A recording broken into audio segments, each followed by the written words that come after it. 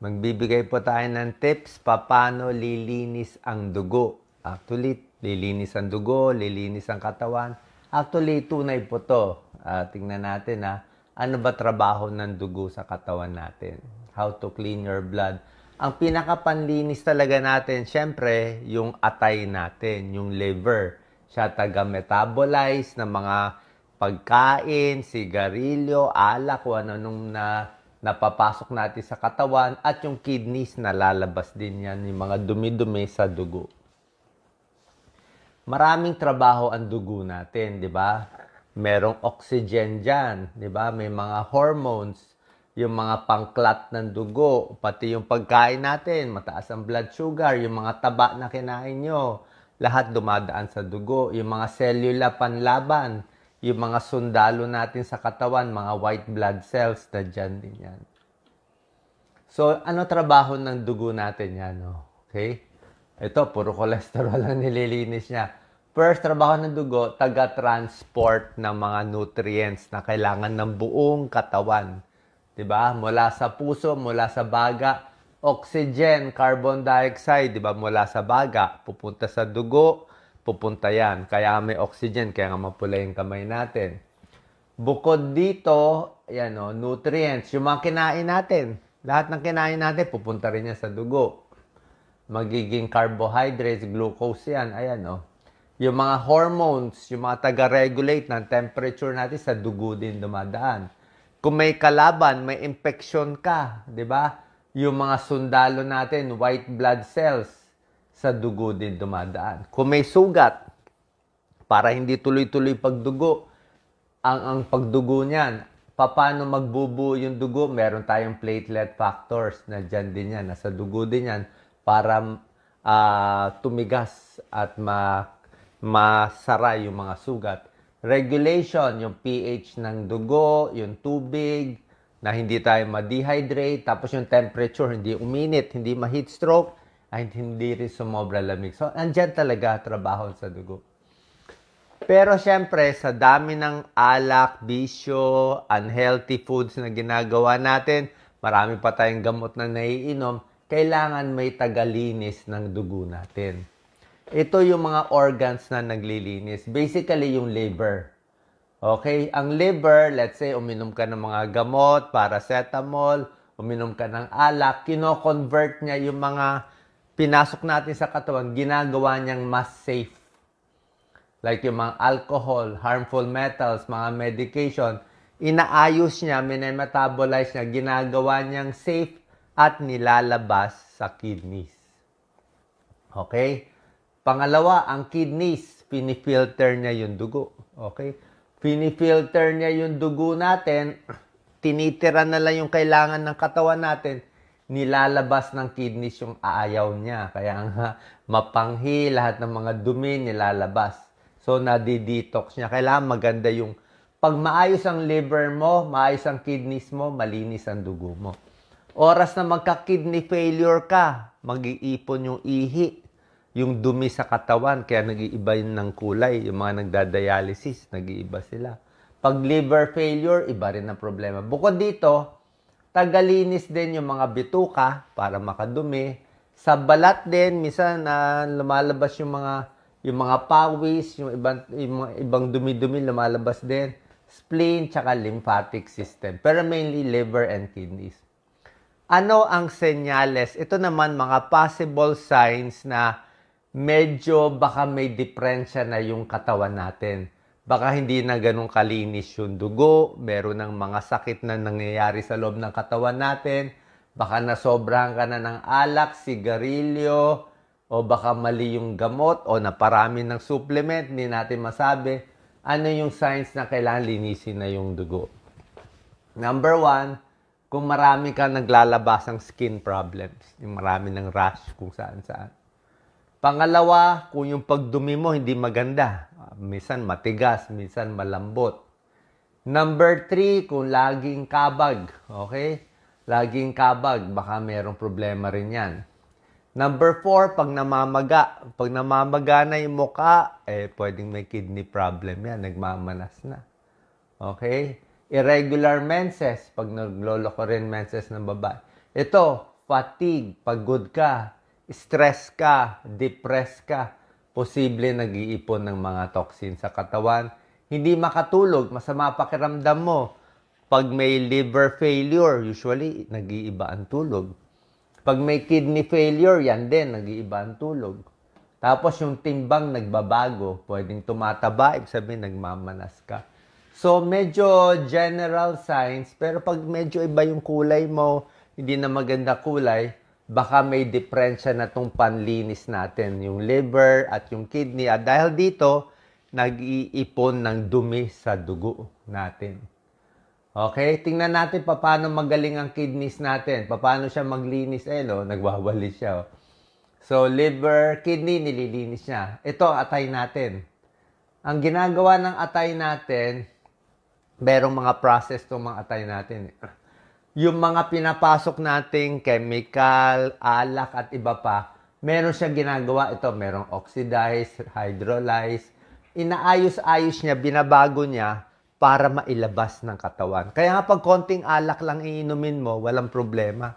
Kayang-kaya ng atay i-metabolize, hindi ka malalasing kung dahan-dahan ng inom. Kung binilisan mo ng hard drinks, binilisan mo yung inom, 10 minutes pa lang, nakadalawang beer, 3 beer ka na, ma-overwhelm yung atay mo. Hindi na niya kaya ilabas. Diba? Kaya ka mag-iipon na yung alak sa katawan, sa utak, kaya nalalasing. Ayan o. Pag naayos na ng atay mo, ilalabas na sa ihi, sa dumi. Pero para gumana ang atay natin, ano kailangan? Kailangan kompleto ka sa vitamins. Kailangan may folic acid ka. Kailangan healthy yung kinakain mo para gumana yung atay. Para gumana yung kidneys mo, dapat wala kang high blood. Hindi maalat kinakain mo. Huwag mo sisiraan yung kidneys mo. Ingat sa mga pain reliever. So, oras na masira itong dalawa, mag-iipon yung dumi sa katawan. To purify your blood naturally, you must protect your liver and kidneys. So, eto na, mga tips natin.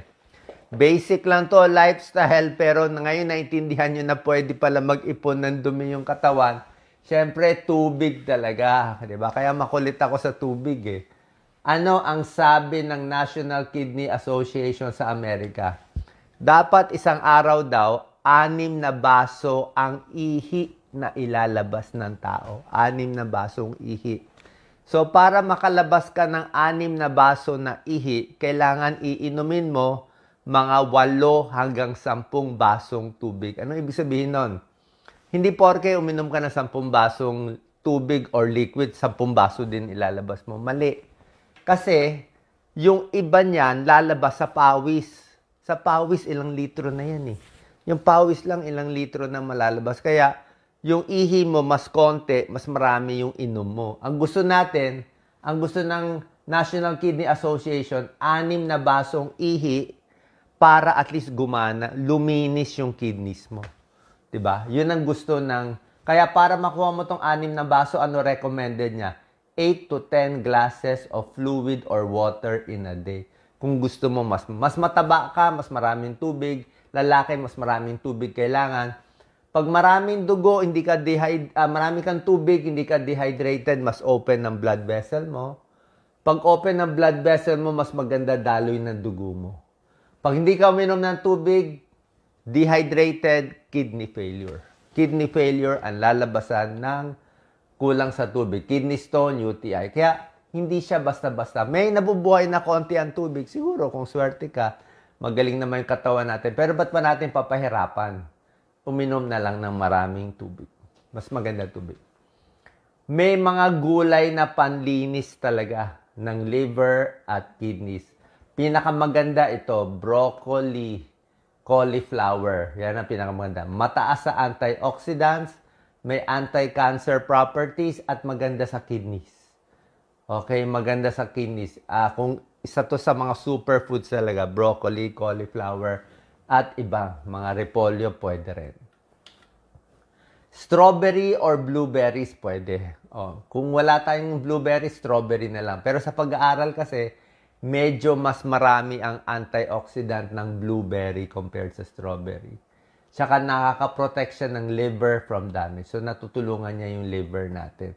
Pero kung strawberry, pwede na rin. Garlic, lagi ko sinasabi sa inyo, bahawang maganda. Panlinis ng dugo. Paano nilinis? 'Di ba? Bababa cholesterol sa bawang, blood pressure gaganda. O pag gumanda cholesterol, blood pressure, gaganda rin yung liver mo, hindi ka magpa-fatty liver. Kidney mo, hindi ka magki-kidney failure. Pati high blood makokontrol, 'di ba? Bawang, ito nga hilaw, oh. Okay? Pwede hilaw, ingat lang sa pagkain, baka sumakit ang tiyan mo. 2 hanggang 3 butil sa isang araw. Medyo lutuin lang konti, wag lang sunog. So may anti-inflammatory properties. Mansanas, kung sa lahat ng prutas, ito yung the best. Bakit? Pwede siya sa diabetic. Ito yung pwedeng-pwede sa diabetic. Ito yung prutas ng diabetic, isa lang, mansanas. O, siguro suha, pwede rin. Saging, pwede na, pero iba talaga mansanas. Mababa glycemic index, pwede sa diabetes, kahit makadalawa ka, walang problema. Maraming soluble fiber, may pectin, pampababa ng cholesterol, pampaganda sa tiyan, bawas cancer, maganda sa kidneys. Ayan, o. So, ito talaga, apple, napakaganda. Grapefruit, suha, maganda na rin kasi may pag-aaral siya na naproprotect niya yung liver. Okay, yung mga alcoholic dyan na malakas uminom ng alak, pwede rin yung suha. Ayan, o. High fiber siya. Maganda sa tiyan, maganda sa liver, pwede. Isda, syempre lahat ng isda pwede. Ano ba to? Tilapia ba to? So, salmon, lahat ng fatty fish, omega-3 fatty acids, tuna, sardinas, mataas sa omega-3. Alam naman natin, omega-3 fatty acids, pampalinis ng dugo yan, di ba? Pampababa ng triglyceride, pampababa ng blood pressure, di ba? Pampaganda daloy ng dugo, pampaganda ng tibok ng puso. Yung iba nga, ginagawa nga fish oil supplement eh. Maraming other benefits. Paano nga isda, maganda talaga. Kahit nung panahon sa Bible, di ba? Isda ang binibigay, isda ang kinakain. Better isda than meat. Luya, pwede rin, okay? Ang luya, pwede sa labat. Nakita nila, may konting pag-aaral, oh. Ang ginger, pwede makatulong sa non-alcoholic fatty liver disease. Yung mga may fatty liver, oh, pwede rin ang luya. So, luya, bawang, yan yung mga spices natin, pwede kainin. Pero dahan-dahan lang, baka sumakit lang ang tiyan nyo. So, medyo haluan nyo ng pagkain. Green tea, okay? Sa mga inumin, ako gusto ko chamomile tea. Pero ang green tea kasi, antioxidant siya eh. May pag-aaral siya. May caffeine lang nga siya, pero marami siyang antioxidant. Maganda sa liver, bawas taba, nakakapayat konti ito. Nakakapayat. Tsaka gusto nila medyo ilang cups. 2, 3, 4 cups in a day ng green tea. Pwede siya. Pwede rin ang kape pero question mark. Okay? Ang kape kasi may pag-aaral na positive pero maraming tao hindi rin makainom ng kape kasi nga may caffeine, nagpapalpitate. Ang sinasabi natin kape dito, black coffee. Hindi ko sinabi 3-in-1 coffee. Hindi ko sinabi lagyan yung maraming asukal. Yung black coffee or konting-konting asukal lang, medyo maganda sa liver. Okay? May konting pag-aaral. Pero hanggang 2 tasa lang sa isang araw. Mga ganun lang. Pag sinobrahan nyo, hindi rin maganda. Pagdating sa mga supplement, paalam nyo muna sa doktor nyo. Okay? Baka meron kayo nakikitang fake news. Baka nababasa nyo yung mukha ko, nakikita nyo. Basta hindi ko page, basta walang 17 million followers, walang blue check, huwag kayong maniniwala. Itong live ko. O nakita nyo naman, ito lang 2 page ko. Yung page ko, pati page ni Doc Lisa. Kaya wag basta-basta bibili ng supplement. Pwede kayo bumili kung gusto nyo, paalam nyo sa doktor nyo. Kasi maraming supplement, kahit vitamins, pag sinobrahan mo yan, masama sa liver, masama sa kidneys. Hindi porke supplement safe na kayo. Kahit sabihin mo herbal pa, kasi nga, meron din siyang epekto eh, sa tamang dami lang. Pero dito sa mga pagkain, walang kaso. Wala namang overdose to mga pagkain na to, tulad nito, an apple a day keeps the doctor away, di ba? Sabi nga natin. Other ways na para luminis ang katawan natin, syempre, bawas sugar, sinabi ko sa inyo, inom ng maraming tubig, 'di ba? Pati yung alak, masama yung alak sa atay. Yung healthy food na tinuturo natin, green tea, sinabi ko sa inyo, exercise, maganda exercise. Kaganda daloy ng dugo, mas papawisan ka, malaking tulong yan, di ba? Pag pinapawisan tayo, mas gagana tong katawan natin. Bawas stress at dapat sapat na tulog. Pag kompletong tulog, mas maganda yung galaw na ating katawan para luminis ang ating dugo, makaiwas tayo sa mga infection. Salamat po. Share po natin sa ating mga kababayan.